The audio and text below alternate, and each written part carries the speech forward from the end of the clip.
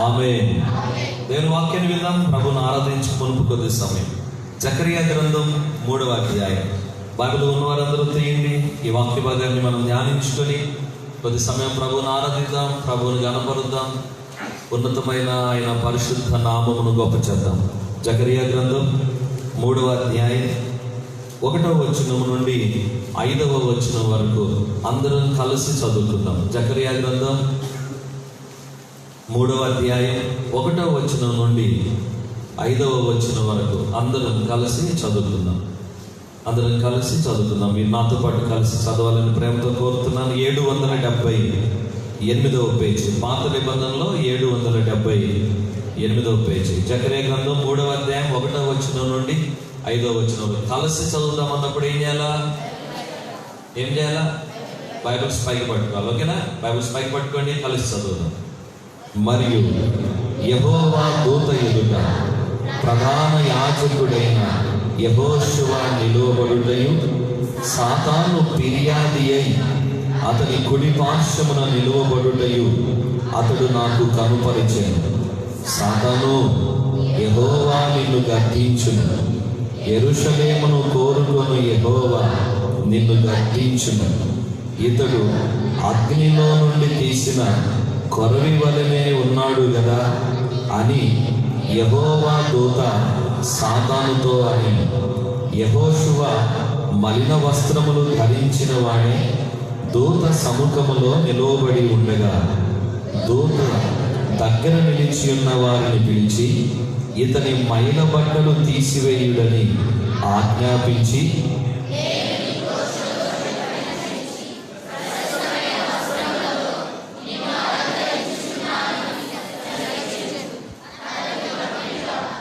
తెల్లని పాగా పెట్టించుడని నేను మనవి చేయగా, వారు అతని తల మీద తెల్లని పాగా పెట్టి వస్త్రములతో అతనిని అలంకరించిరి. యెహోవా దూత దగ్గర నిలుచుండెను. Praise the Lord. హల్లెలూయా. ఇక్కడ ఒక సందర్భాన్ని మనం గమనిస్తూ ఉన్నాం. గతంలో చాలా సందర్భాల్లో ఆయా విషయాలను మనం జ్ఞాపకం చేసుకుని ఉంటాం. ఈరోజు ప్రభువును ఆరాధించడం కొరకు శరత్ తర్వాత రాతు తాళపత్ర గ్రంథాలు, నా వైపు చూడండి, నేను చెప్పేది వినండి.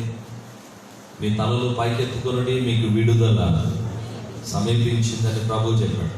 కాబట్టి మీరంతా కూడా మీ తలలు పైకెత్తి ఇటు చూస్తూ, వాక్యం చెప్తున్న సేవకులను చూస్తూ శ్రద్ధగా మీరు వినాలని కోరుకుంటున్నాను.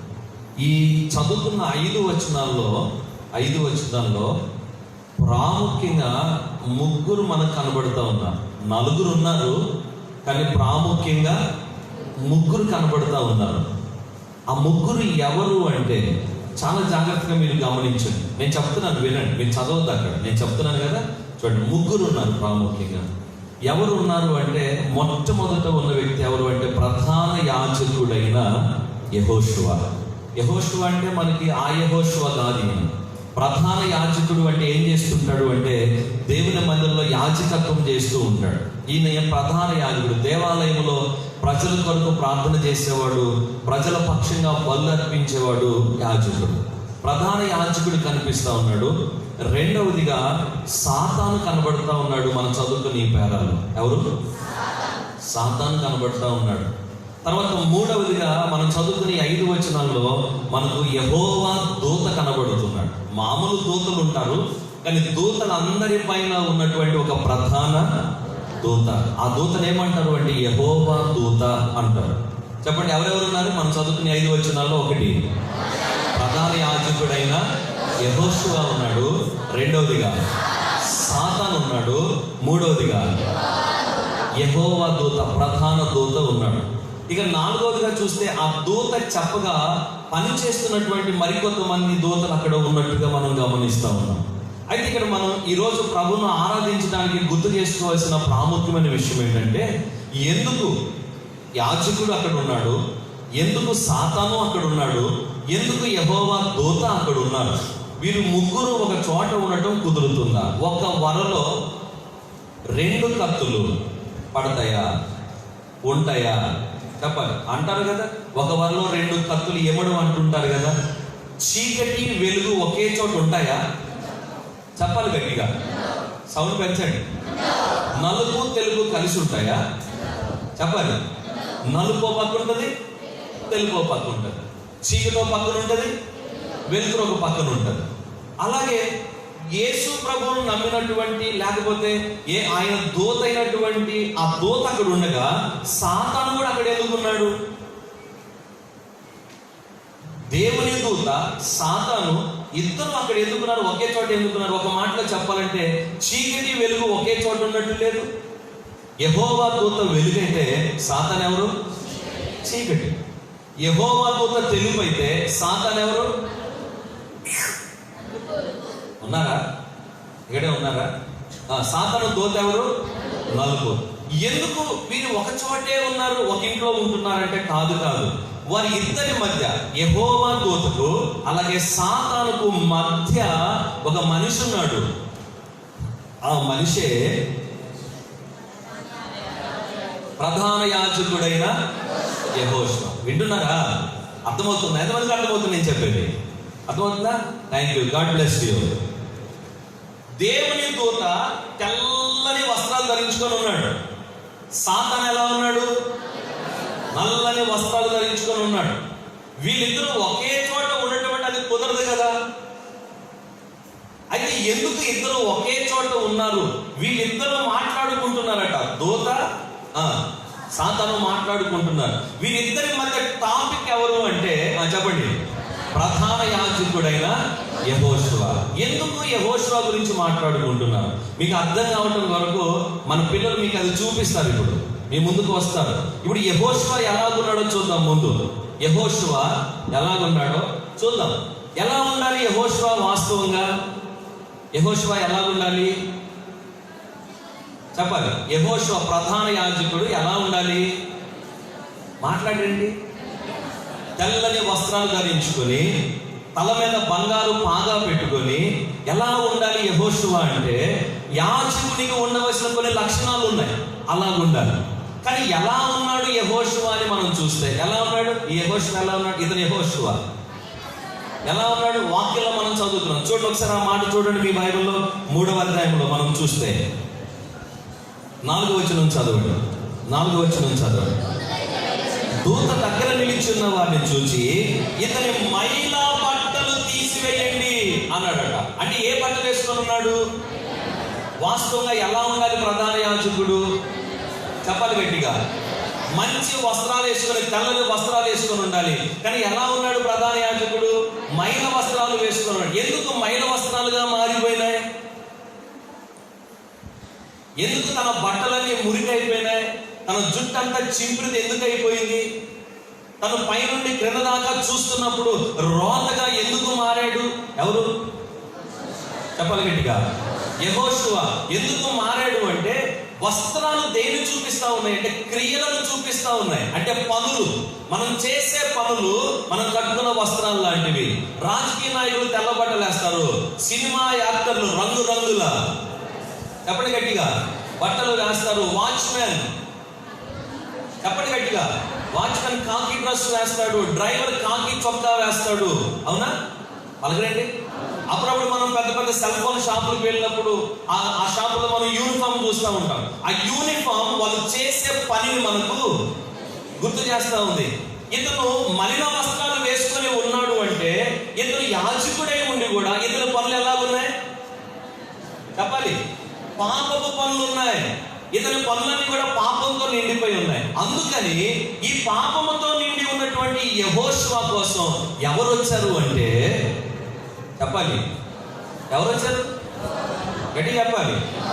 యెహోవా దూత వచ్చాడా? సాతాను వచ్చాడు. ఇప్పుడు సాతాను కూడా వస్తాడు. ఎవరు వస్తారు? గట్టి చెప్పండి. ఇక్కడికి వస్తారు, మీరు చూద్దరులే. ఆ డోర్కి వెళ్ళి అటు చూడాల్సిన పని లేదు. సాతాను వచ్చాడు. ఎవరి కోసం? మీరు నవ్వుకోవడానికి చెప్పట్లేదు. ఎవరి కోసం? చెప్పాలి గట్టిగా. యెహోషువ కోసం వచ్చాడు. యెహోషువ ఇట్లా దగ్గరికి. ఎవరి కోసం వచ్చాడు? చెప్పాలి గట్టిగా. యెహోషువ కోసం సాతాను వచ్చాడు. ఏమంటున్నాడు సాతాను?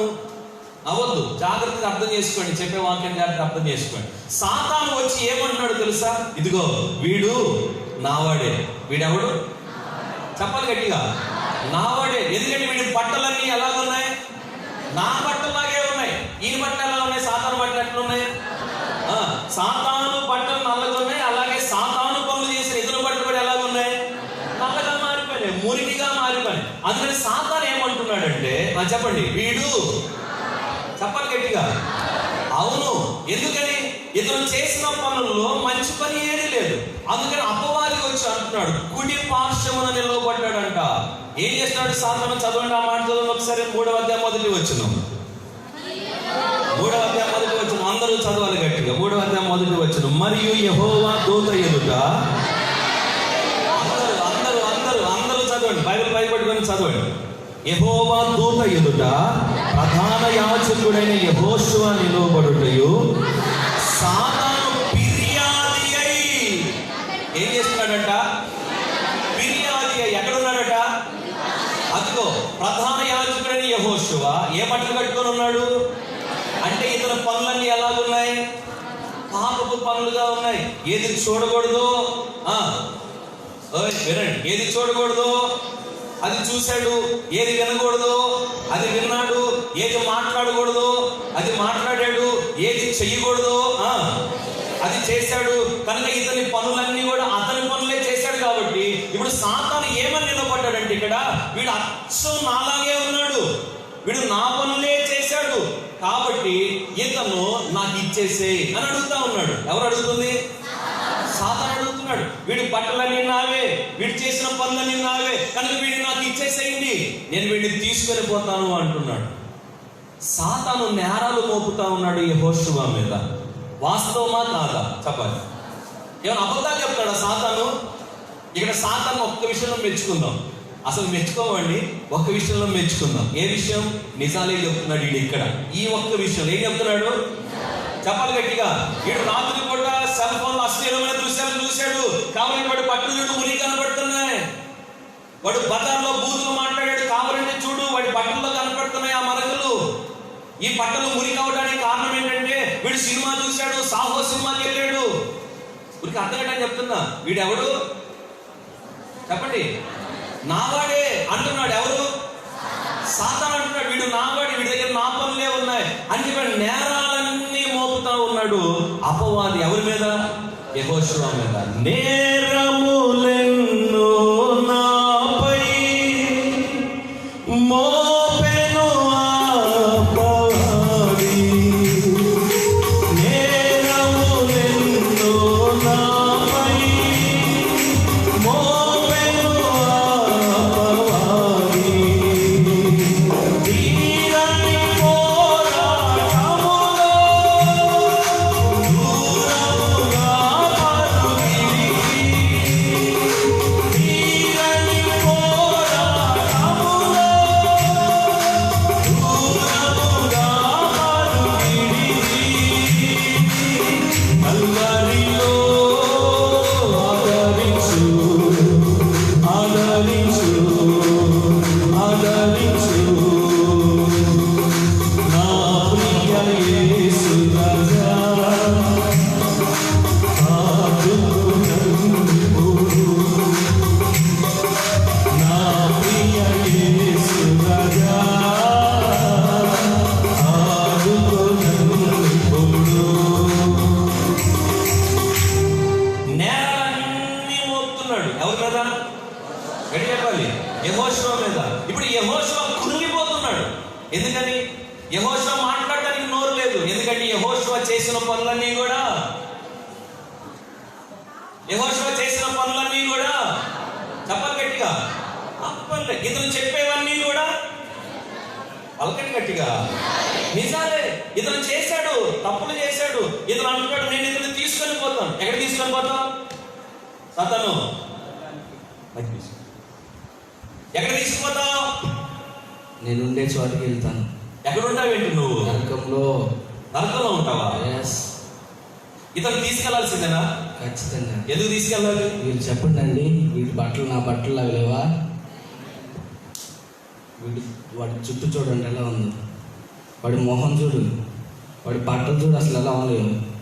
వాడి బతుకు తెలుసా నీకు? వాడు రాత్రిపూట ఎట్లుంటాడో తెలుసా? అచ్చం నాలాగే ఉంటాడు. వాడు బాత్రూంలో ఏం చేస్తాడో తెలుసా? వాడు రహస్యంగా ఒక్కడే ఉంటే ఏం చేస్తాడో తెలుసా? వాడు ప్రధాన యాజకుడు, ఈడు ప్రధాన యాజకుడు కాదు. ఉండవలసిన లక్షణాలు ఇవి కాదు, ఇవన్నీ నా లక్షణాలు ఉన్నాయి ఇతనిలో. నేను కావాలి, ఈ వ్యక్తిని నేను తీసుకువెళ్ళాలి. ఇప్పుడు రా, నరకంలోకి వెళ్తాం. ఎక్కడికి తీసుకెళ్తావు? నరకంలోకి తీసుకెళ్తాను. ఇప్పుడు అతను చచ్చిపోవాల్సిందా? ఖచ్చితంగా. చెప్పండి, ఇదే నిజమా కాదా? చెప్పాలి గట్టిగా. తీసుకెళ్ళాలా లేదా? చెప్పండి గట్టిగా. అప్పుడు ఈ ప్రధాన యాజకుడు క్రింద పడి ఏడుస్తున్నాడు, ప్రభువా నేను తప్పు చేశాను నిజమే, వాడి చేతికి చిక్కిన మాట కూడా నిజమే. ఇప్పుడు పాట పాడుతూ ఉన్నాడు. ఇప్పుడు పాడినా మళ్ళీ ఇంకొకసారి, నేరములెన్నో నాపై మోపెను ఆపవాని. పాడండి. నేరములెన్నో నాపై మోపెను ఆపవాని. తీరని పోరాటములో దూరముగా పరుగిడిని. తీరని పోరాటములో దూరముగా పరుగిడిని. కల్వరిలో ఆదరించు ఆదరించు ఆదరించు నా ప్రియ యేసురగా. ఆదుకొనను ఇప్పుడు అందరూ, నా ప్రియ యేసురగా. ఆమేన్. మళ్ళా నా ప్రియ యేసురగా.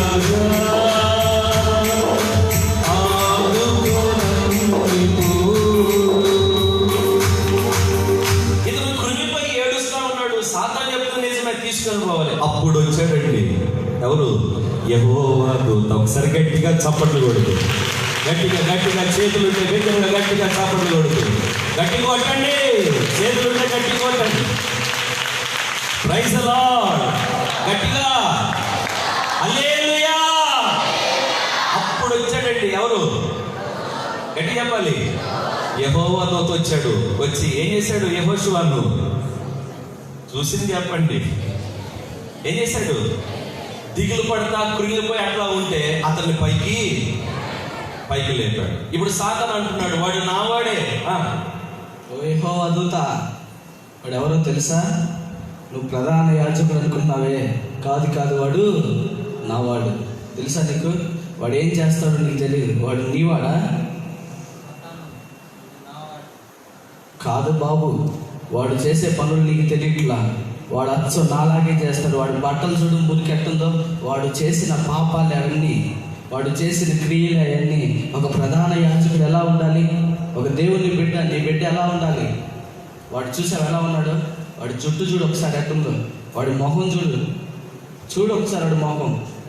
వాడు బ్రతుకు చూసావు అసలు? వాడు నావాడు.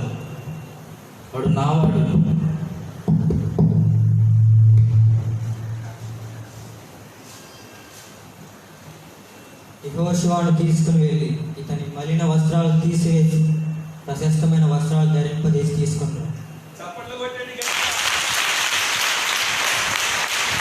గట్టి కొట్టాలి.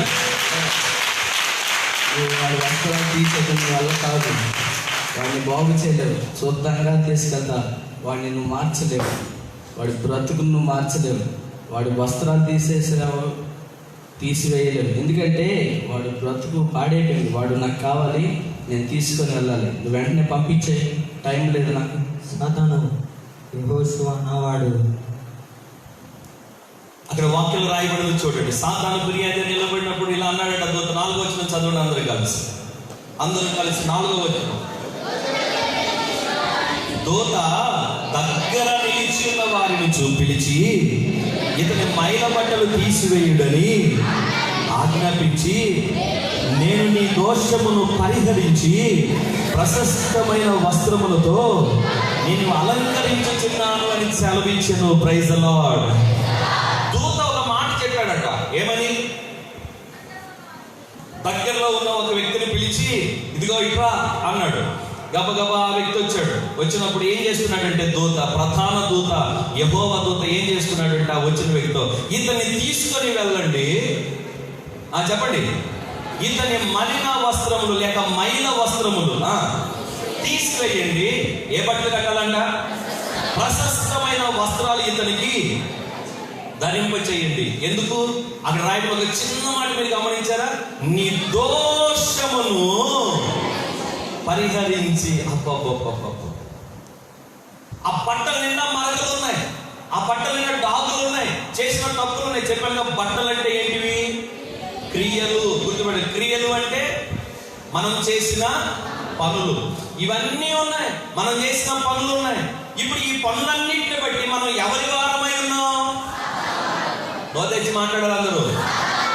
సాతాను కూడా మనల్నే కోరుకున్నాడు. ఎందుకంటే వాడికి సంబంధించిన వస్తువులు మన దగ్గర ఉన్నాయి కాబట్టి. చీమలు ఎక్కడికి వస్తాయి? చీమలు బెల్లం పంచదార దగ్గరికి వస్తాయి. సాతాను ఎవరి దగ్గరికి వస్తాడు? ఎవరిలో పాపం ఉండదో, ఎవరిలో మచ్చలు ఉంటాయో, ఎవరిలో డాగులు ఉంటాయో వాళ్ళ కోసం వస్తాడు. ఎక్కడున్నా వస్తాడు.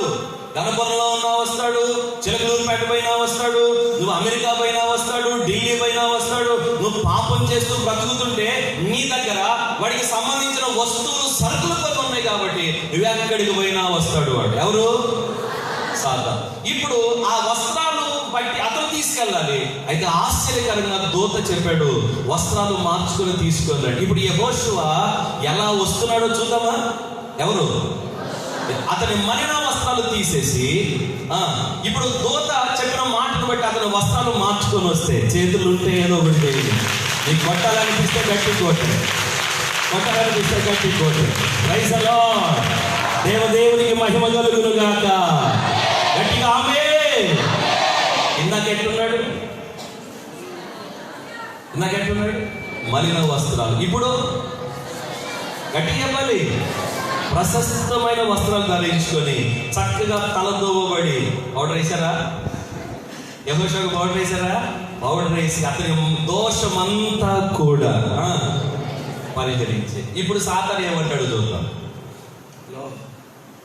ఏంది వాడి వస్త్రాలు నా ఉన్నాయి కదా, నా వస్త్రాలు వాడికి వేసాను, అవేయి. తను చెప్పాను కదా, యెహోషువ నావాడు.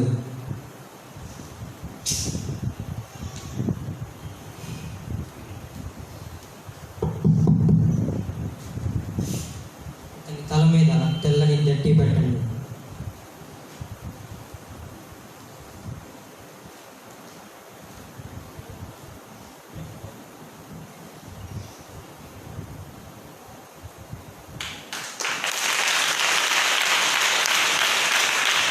గట్టిగా కొట్టాడు.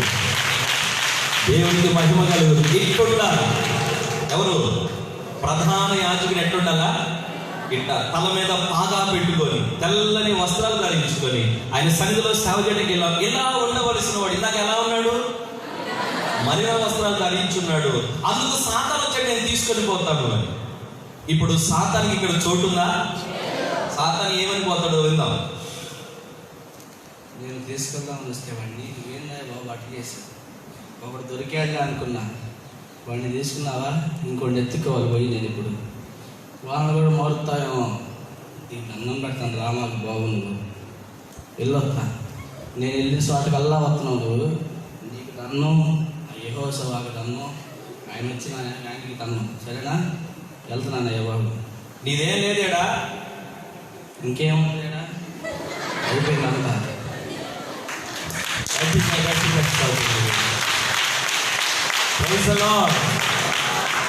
ఈ యెహోషువ ఎవరో కాదండి, మనమే.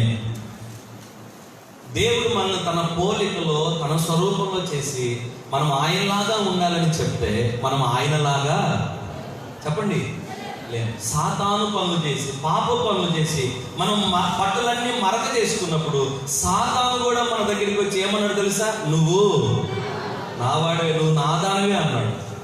అవును, వాడు చెప్పేది నిజమా అబద్ధమా?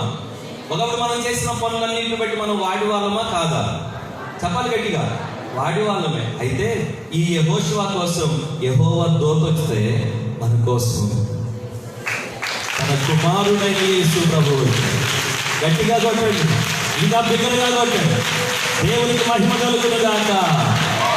యెహోషువ కోసం యెహోవా దూత వస్తే మన కోసం యెహోవాకు ఒక్కగానొక్క కుమారుడైన యేసు ప్రభు శరీరధారిగా భూమి మీదకి వచ్చి తన రక్తాన్ని కలువరిశిలలో చిందించి మన మలిన వస్త్రాలు అన్నీ తీసివేసి ఈరోజు రక్షణ వస్త్రాలు మనకు కట్టబెట్టాడు.